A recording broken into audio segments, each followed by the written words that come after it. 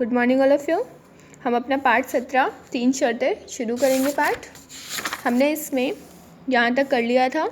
अब हम आगे करेंगे जिसमें बाबू लेखक को क्या समझाते हैं, जीवन के 3 पार्ट के बारे में समझाते हैं। पहला पार्ट कि आगे बढ़ते जाओ, मंजिल तक ज़रूर पहुँचोगे। दूसरा पार्ट, मंजिल पर रुको मत, कुछ और करने की कोशिश करो, जिससे तुम्हें डर लगे वह ज़रूर करो और जिससे क्या होगा, तुम्हें नया अनुभव मिलेगा। और तीसरी शर्त का उनका मतलब था मेहनत ज़रूर लगती है। और फिर बाद में वो संदेश देते हैं बाबू कि समय निर्धारण करके अगर आप कोई काम करेंगे तो आप उसमें ज़रूर सफल होंगे। चलिए आगे देखते हैं। यह लो 120 रुपये। बाबू ने पैसे मेरे हाथ पर रखे और बोले, इन 3 शर्तों को गांठ में बांध लो, कभी किसी के आगे हाथ नहीं फैलाना पड़ेगा। जो समय की कद्र करना सीख गया वह सफलता का रहस्य समझ गया।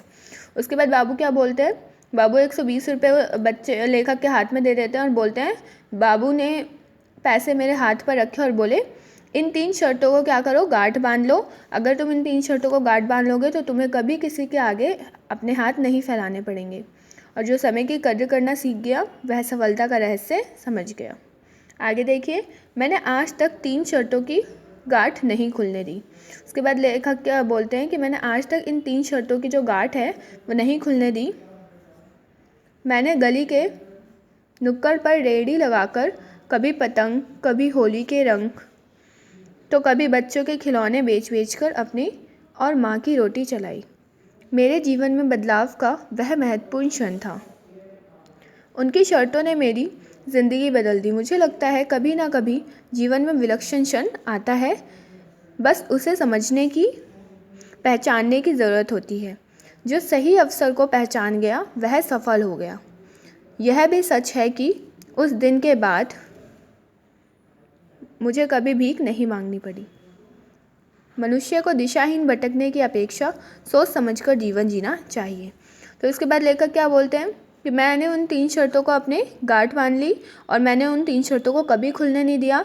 और उसके बाद लेखक ने क्या किया, कभी भीख नहीं मांगी, गली के नुक्कड़ पर रेहड़ी लगाकर कभी वो पतंग बेचते तो कभी होली के रंग, तो कभी बच्चों के खिलौने। ऐसे करके उन्होंने अपनी और अपनी माँ की रोटी चलाई। और जीवन में बदलाव का वह महत्वपूर्ण क्षण था। लेखक ये मानते हैं कि ये जो क्षण था बाबू के साथ उनका, ये बहुत महत्वपूर्ण क्षण था उनके जीवन में परिवर्तन का। और उनके 3 शर्तों ने लेखक की ज़िंदगी बदल दी, ऐसा लेखक का मानना है। और लेखक को लगता है कि कभी ना कभी सबके जीवन में ऐसा विलक्षण यानी अद्भुत क्षण ज़रूर आता है, बस उसे समझने की, पहचानने की ज़रूरत होती है। जो सही अवसर को पहचान गया वह सफल हो गया। यह भी सच है कि उस दिन के बाद लेखक को कभी भीख नहीं मांगनी पड़ी। और लेखक ये कहते हैं, मनुष्य को दिशाहीन भटकने की अपेक्षा सोच समझकर जीवन जीना चाहिए। ये लेखक का संदेश था। अब देखिए पाठ का उद्देश्य। पाठकों को यह संदेश देना है कि कठिन परिस्थितियों में भी हार नहीं माननी चाहिए। पाठ के उद्देश्य यह है कि पाठकों को कभी ये संदेश दिया गया है कि उन्हें कभी भी अपने जीवन की कठिन परिस्थितियों से हार नहीं माननी चाहिए। जीवन में अवसर आते रहते हैं, उन्हें अवसर पहचानने की आवश्यकता है। और जीवन में क्या होता है, अवसर आते रहते हैं, उन्हें सिर्फ अवसर को पहचानने की आवश्यकता है। जो समय को पहचान लेता है वही सफल होता है। लेखक ने भिक्षावृत्ति को समस्या का अनूठा हल निकालकर कहानी को रोचक बना दिया है। और लेखक ने क्या किया है, ये बताया कि समय को पहचान कर अगर आप उसका सही इस्तेमाल करेंगे तो आप ज़रूर सफल होंगे।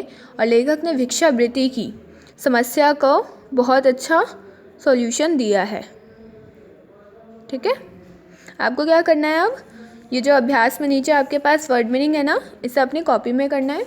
और साथ में ये जो कुछ प्रश्न है, मौखिक प्रश्न है, इसलिए इनको पढ़ने के बाद इनका जो भी उत्तर है आपको एक शब्द में या एक वाक्य में बुक में ही लिखना है। ठीक है, और बाकी जो लघु उत्तरीय प्रश्न और दीर्घ उत्तरीय प्रश्न ये मैं आपको करवा दूँगी। Thank you all of you for listening me. Video को लाइक, सब्सक्राइब और शेयर करना ना भूलें। बेल आइकन ज़रूर हिट करें। Thank you.